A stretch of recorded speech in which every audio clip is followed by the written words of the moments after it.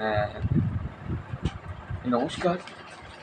যে কবিতাটা আমি পাঠ করব সেটা হলো, এই যে একটা নিদারুণ ঘটনা ঘটে গেল আমাদের সভ্য সমাজে। এটা সত্যি লজ্জা ঘৃণায় আমরা মুখ দেখাতে পারছি না।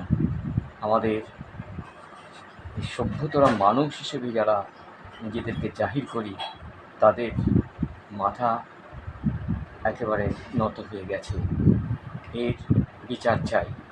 তাই আমি কবিতাটার নাম দিয়েছি স্বপ্নের অপমৃত্যু। আর কত, আর কতবার এই অশ্রুঝরা বিনিদ্র রাত কাটাতে হবে পাথুরে মাটির কর্কশ চাদরে, ঘুণে পোকার পুজ রক্তে ভরা সভ্যতার প্রাচীরে। বার বার কেন আসে এই জীবন যন্ত্রণা?